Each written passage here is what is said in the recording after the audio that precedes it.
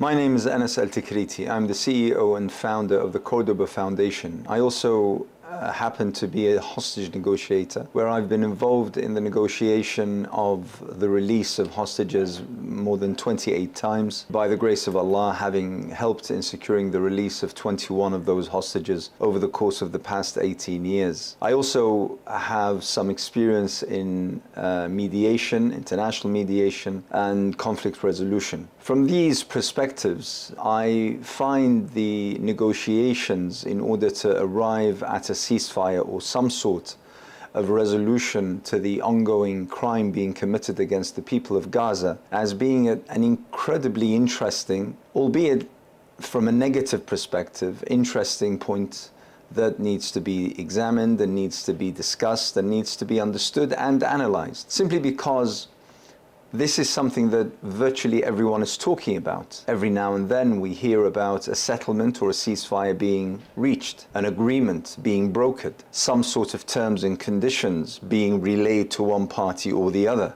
either being accepted, being rejected, being commented on, or the such. And this is something that needs to be understood, because most people won't have the understanding as to the veracity and the enormity and the significance of these negotiations. Now, there are several elements that play a significant part in these negotiations, in any negotiations, but these particularly. The first, obviously, is we need to consider who are the parties. And obviously here we have the Palestinians and we have the Israelis. The Palestinians probably, as we hear, or as we are told, represented by Hamas, but the Palestinians nonetheless, and the Israelis. So we have those two parties.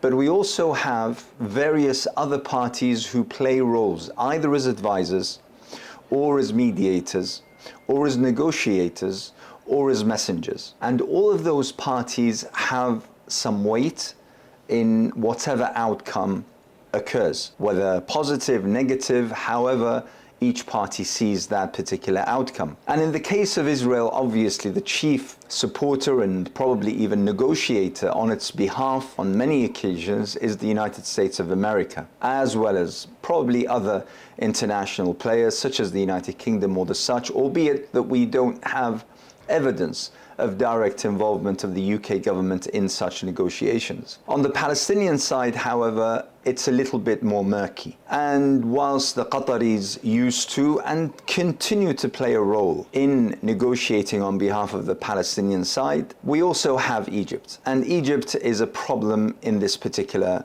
formula for many reasons. First, because its loyalties are significantly divided. Whilst the Qataris are absolutely clear of their stand in support of the Palestinians and their portfolio of interests, the Egyptians are less so.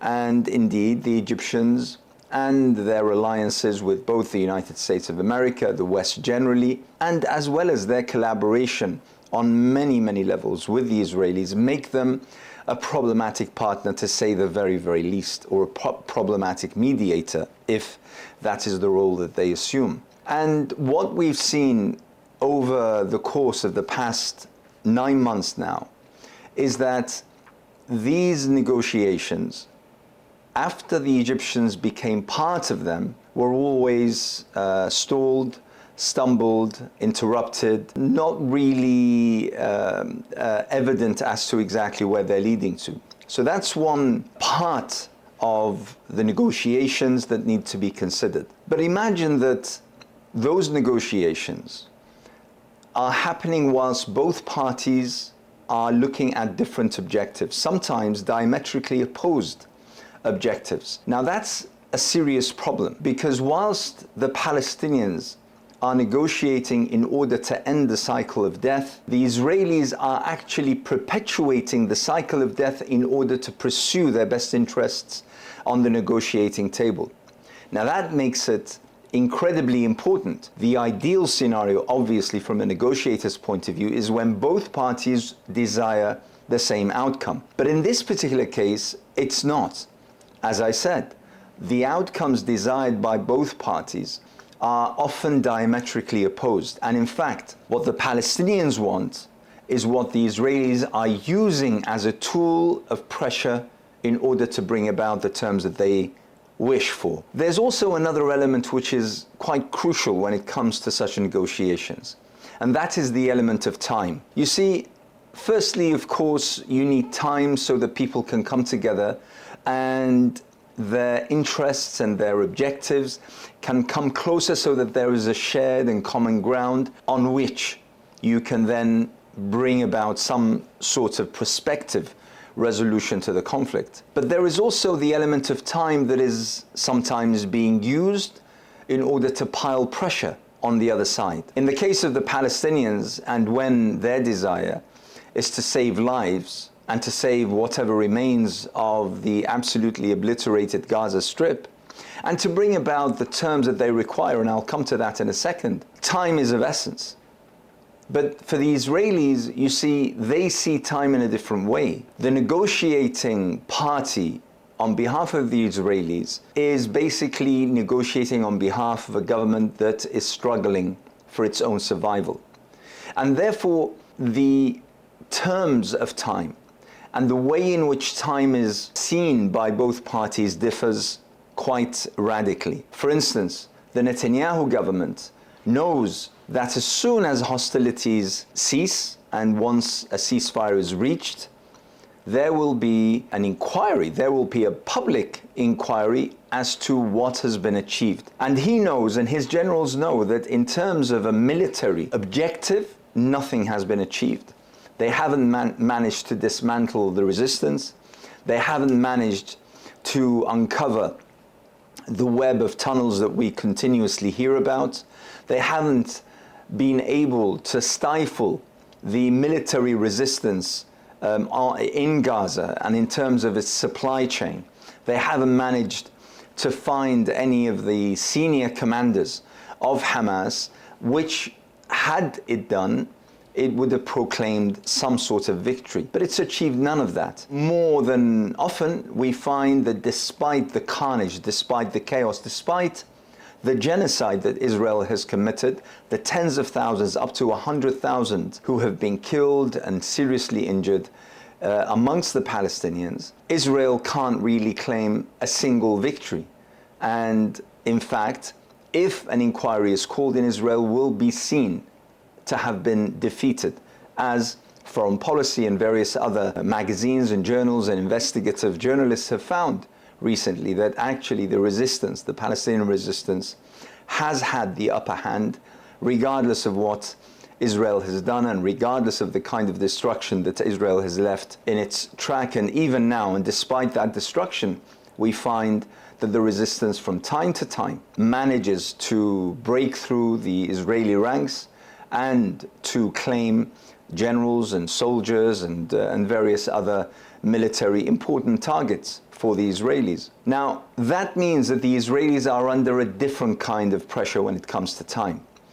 Netanyahu knows that he can't afford for the hostilities to stop, for Hamas to be seen not only by the world but also by his own people to have won a victory, and then he is called to account over his many misdemeanors and crimes and the such, which he already has hanging over his head. So for him, more time is desired so that he can remain hopefully seeking this kind of elusive military strategic objective that he can then claim to have won. So hopefully after that he can call for clemency or some pardon or some sort of forgiveness or immunity by the Israeli judiciary and the Israeli public. So the element of time in this particular case is used differently, and that adds to the pressure. Now, in terms of what's also going on, there is another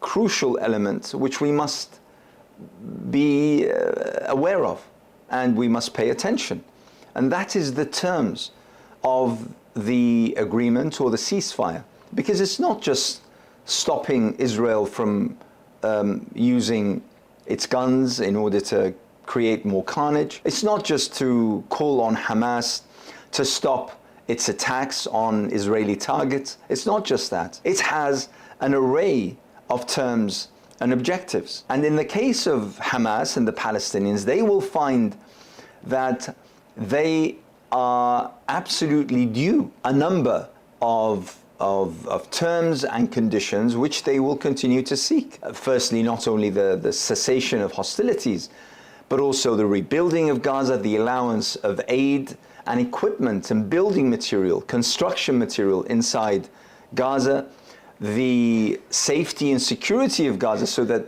they don't start a reconstruction effort which will be monumental, only for then Israel to embark on another military offensive against the Strip.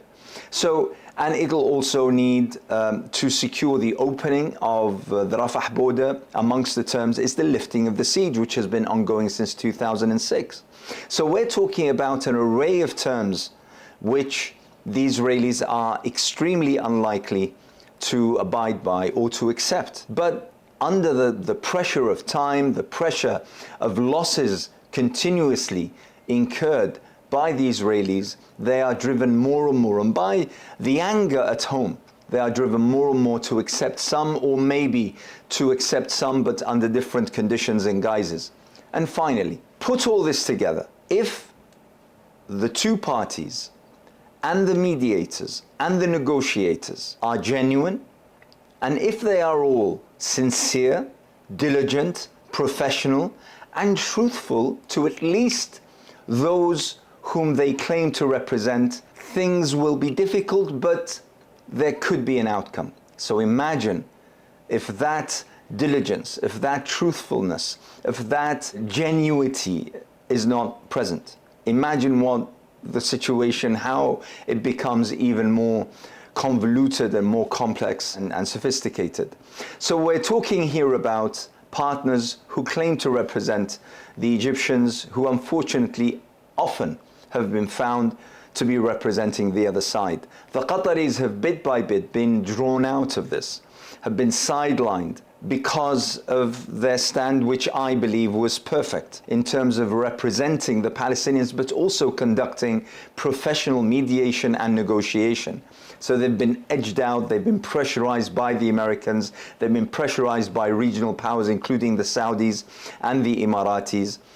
And the Egyptians have entered the fray at the behest of not only the regional powers, but also the Americans, because they know how to deal with the Egyptians. And on many occasions, we have found that the Egyptians have acted in ways that have not only distorted the negotiations, but actually misrepresented the party whom they claim to represent on many occasions. How many times have we heard of Hamas agreeing to conditions only then for the world to reject that position? How many times have we seen Hamas comment on terms which then were distorted? How many times have Hamas been told that their conditions have been agreed to, only to find out that the actual terms that they see are not the same terms that are put before the Israelis? So this is a very, very murky, a very, very convoluted, a very, very complicated and complex process. It is further complicated by the various factors that I've just mentioned.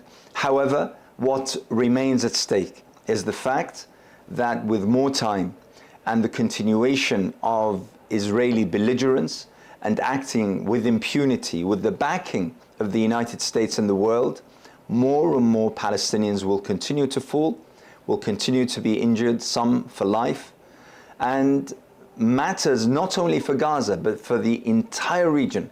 And now we see how Lebanon is on the brink of entering into a war. We will see the entire region implode.